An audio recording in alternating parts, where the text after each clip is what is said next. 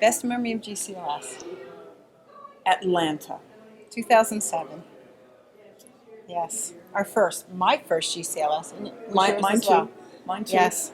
And Yes. I remember that I was told that the hotel was close enough to the venue, the hotel, that I would be able to get from the airport without having to get a cab. So I took their subway system, and it ended up being a 3-mile walk to the hotel. Towing her suitcase. And they had lost my luggage. Oh, so that's right. all That's I had was what I had on my back and my carry-on. So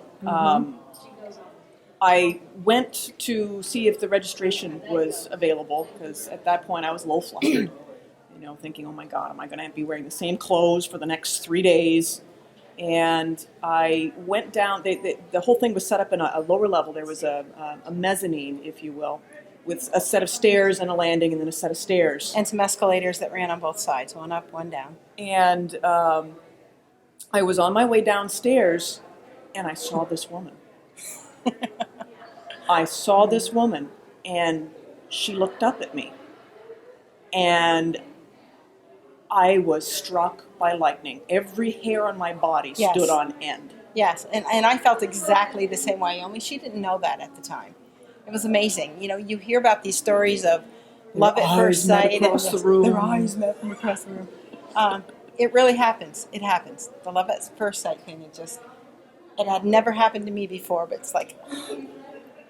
So there we were. I was standing on the landing, wondering if flies were going in and out of my mouth. And she's down there working on setting up the blue feather table. And I'm thinking, oh my God, what am I going to say to this amazing woman? So I went downstairs and I ran into somebody that had met a little bit earlier, got myself registered, and she offered to lend me some clothes, of all things, and then asked me if I wanted to go to dinner. Well, I thought she was going to go to dinner too.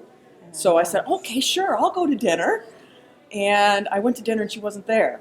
And I was really, really bummed. I mean, it was cool because I was sitting between Joan Opry and Mavis Applewater. So, I mean, it was cool. It was interesting conversation, but I was so bummed. And then she walked into the room. So what had happened is Val Brown, which is another one of the Blue Feather authors, was late. Her plane was late. So I decided to stay behind and wait for her. And then the two of us would join the rest of the party for dinner. So she went ahead with the rest of the group, thinking I wasn't going to show up. And I waited, and I waited, and I waited. And finally I got a call from Val. Her plane, her connecting flight was delayed. And she wasn't coming in until maybe the middle of the night. So I decided to just go to dinner, obviously without Val. So I showed up the very last one, late. And there was one seat left, which was kind of diagonally across the table from this one here. And I could feel her eyes on me through the entire dinner. She was trying to be real coy about it, but I could feel it. Unfortunately, we were both in relationships at the time. And neither one of us believes in cheating, obviously. So nothing really happened at the dinner. I mean, she could every time I would catch her looking at me, I would look at her and she'd be like looking down, looking down. It's true. It's true. Yeah. And I had no clue what to say to her. I found myself throughout the conference going to the blue feather table and buying crap. Stuff she didn't need. She was buying T-shirts that were like XXX lots. I mean, this woman's not a XXX. She was buying XXX T-shirts because that's all that was left, and she just needed an excuse to come to the table.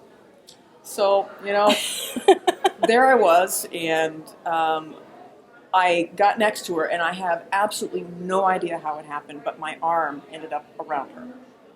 And I'm standing there, and I'm thinking, this is kind of cool. This feels pretty good. This is kind of nice. She's got nice curves. God. And, of course, I had to buy books, and I let Emily talk me into buying way more books than my budget was really going to support. But, okay, it was a way to get to the table. Yes. And she bought one of my books. I did. And I wrote my email address down on the back of a business card and stuck it into the book. gave it to her. Only she didn't see me do that. I wish I had known, because I spent 3 weeks when I got back home to Albuquerque, New Mexico, trying to figure out how I was going to find her again. I mean, I knew her name, but that was all I knew. So she said that she had put out books on the Athenaeum. So I finally went out there, finally found her, finally found an email, and got back in touch with her. And that kind of started About a year-long email relationship. long distance relationship. Yes. I'm very happy to say that a year ago on June 6th, we got married. We did. Legally. Yay. Don't ask, don't tell. Finally went away, and I was free at last to do something public and not be afraid of losing my pension. So that was. And we live in Vermont, so totally legal in Vermont. And now, of course, with DOMA gone, it is totally legal everywhere. Yay! Finally. But it all started in Atlanta. 2007 GCLS.